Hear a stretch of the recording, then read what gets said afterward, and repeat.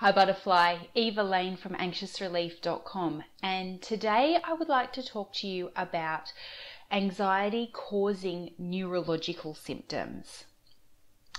I get clients who come to me with various different types of anxiety symptoms, and sometimes the symptoms can kind of be a crossover. Obviously, if you're getting panic attacks, then that's really obvious that that's anxiety related. However, things like numbness, tingling, twitches,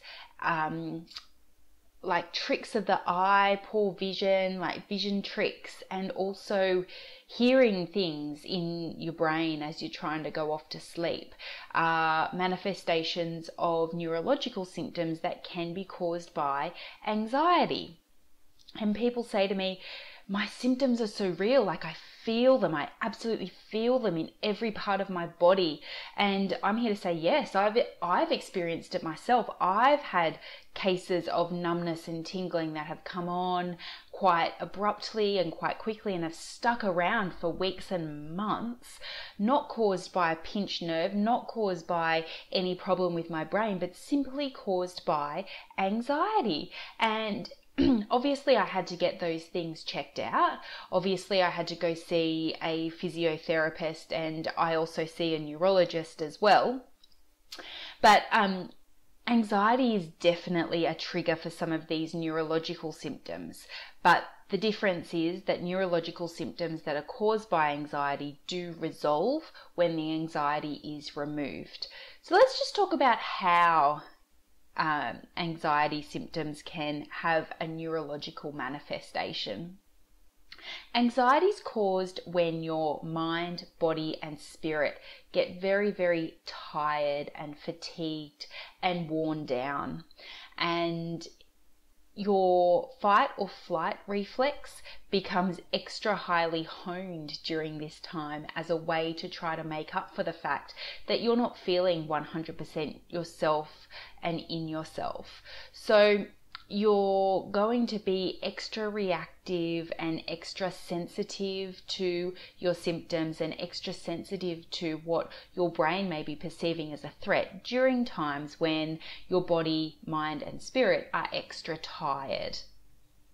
So that's worth knowing, and it's worth knowing that you'll feel it extra acutely, and it'll be more difficult to take your mind off those symptoms because you'll be feeling them so strongly. And that's not to say that it's all in your head. They're there. The symptoms are there. They're very real, but the anxiety makes you feel them more. And so my recommendations, I've got 3, are to 1, just try to find the eye of the storm. And when I say that, I often talk about separating yourself from your anxiety symptoms. So knowing and accepting that what you're experiencing is anxiety, and then being able to step out of that in such a way that you're not trying to push the anxiety away, but rather you're separating yourself from the anxiety. That's a really powerful way to take yourself back from anxiety and see the anxiety for what it really is, which is really just a manifestation and collection of symptoms that you're experiencing right now. Within the eye of the storm is what I call the pinhole of peace. And that sounds a little bit corny, but that's really what it is. When you're trapped in anxiety, it can feel like you're swirling around and around and you've got nothing to hold on to. But within that, if you can just find the eye of the storm and get within that and just feel the peacefulness that comes within that, and you can allow everything to swirl around you. But if you're separate within your pinhole of peace, then nothing can touch you while everything swirls around you. The anxiety is completely separate from you. Secondly, when you're within the pinhole of peace or the eye of the storm, this is the perfect moment to go deep within yourself and to connect with your intuition. So when I was experiencing really bad numbness and tingling in my early 20s, I was having a massive anxiety attack that stretched over weeks and months. But there were definitely periods of time when I allowed myself to get really, really quiet. And when I was in those moments, I could hear this gentle voice letting me know that there was really nothing wrong with me, that I was going to be okay, and that all was well, and that all was peaceful. And I found such solace in those periods of time that I was able to find the eye of the storm, because it really allowed me to connect with me, the real me, the intuitive me, and connect with my truth on the highest level. And it gave me a lot of strength and a lot of solace, and allowed me to go forward with getting my neurological symptoms checked out, and really knowing within myself that I was going to be okay. Step 3 is, I really want you to find the time to get to the eye of the storm and to sit within that and connect with your intuition several times a day. For me, I did it 4 or 5 times a day. Whenever I could get a break from work, I would just try and sit still and really connect with me, with my real self. And doing it several times a day really reinforces that separation from you and your worries, and it reinforces that separation from you and your anxiety symptoms that are manifesting as neurological symptoms.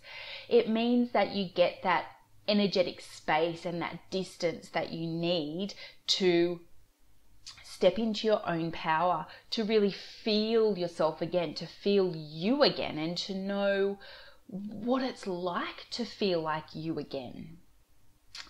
And the more that you get the time and take the time to practice it, the easier it becomes to find the eye of the storm, the pinhole of peace, and then to connect with your intuition.